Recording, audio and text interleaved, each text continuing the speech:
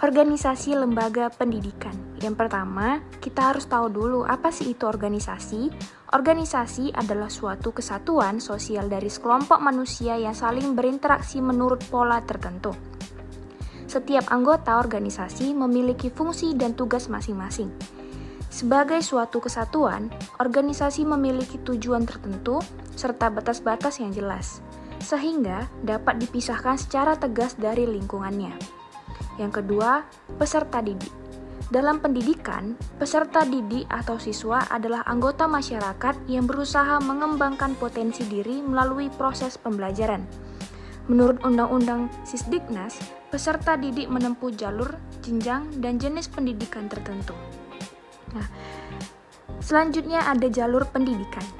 Jalur pendidikan adalah wahana yang dilalui peserta didik untuk mengembangkan potensi diri sesuai dengan tujuan pendidikan. Jalur pendidikan terbagi menjadi 3. Yang pertama, ada pendidikan formal. Pendidikan formal adalah jalur pendidikan yang berstruktur dan berjenjang, yang terdiri atas pendidikan dasar, pendidikan menengah, dan pendidikan tinggi. Contohnya, sekolah dasar, sekolah menengah pertama, sekolah menengah atas, dan perguruan tinggi. Yang kedua itu ada pendidikan non-formal. Pendidikan non-formal adalah jalur pendidikan di luar pendidikan formal, dapat dilaksanakan secara berstruktur dan berjenjang. Contohnya itu kursus bahasa Inggris, kursus komputer, dan kursus menjahit dan lain-lain. Yang ketiga ada pendidikan formal. Pendidikan formal adalah jalur pendidikan keluarga dan lingkungan. Contohnya pendidikan di dalam keluarga, sosialisasi dalam masyarakat, dan lingkungan sekitar.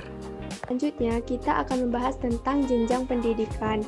Menurut Undang-Undang Nomor 20 Tahun 2003 atau Sisdiknas, jenjang pendidikan adalah tahapan pendidikan berdasarkan tingkat perkembangan peserta didik, tujuan yang akan dicapai, dan kemampuan yang akan dikembangkan. Jenjang pendidikan terbagi menjadi 3. Yang pertama ada pendidikan dasar. Pendidikan dasar berbentuk sekolah dasar atau SD dan sekolah menengah pertama atau SMP, termasuk MI dan MTS. Contohnya wajib belajar 9 tahun dari SD sampai SMP. Yang kedua, ada pendidikan menengah. Pendidikan menengah berbentuk sekolah menengah atas atau SMA, sekolah menengah kejuruan atau SMK, madrasah aliyah atau MA, madrasah aliyah kejuruan atau MAK. Yang ketiga ada pendidikan tinggi. Jenjang pendidikan setelah pendidikan menengah yang mencakup program pendidikan diploma, sarjana, magister, spesialis, dan dokter yang diselenggarakan oleh perguruan tinggi. Selanjutnya, jenis pendidikan.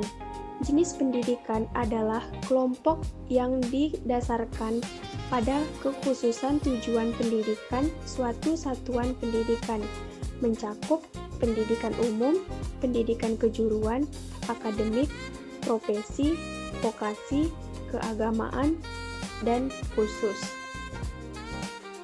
Integrasi jalur, jenjang, dan jenis pendidikan. Ketiga aspek, jalur, jenjang, dan jenis, diwujudkan dalam satuan pendidikan diselenggarakan oleh pemerintah, pemerintah daerah, dan masyarakat. Jadi kesimpulan dari pembahasan tersebut, yaitu organisasi lembaga pendidikan adalah wadah untuk mengatur jalur, jenjang, dan jenis pendidikan. Jalur pendidikan terdiri dari formal, non-formal, dan informal. Jenjang pendidikan meliputi dasar, menengah, dan tinggi. Jenis pendidikan bervariasi sesuai dengan tujuan khusus pendidikan. Semua aspek ini saling berintegrasi dalam penyelenggaraan pendidikan nasional.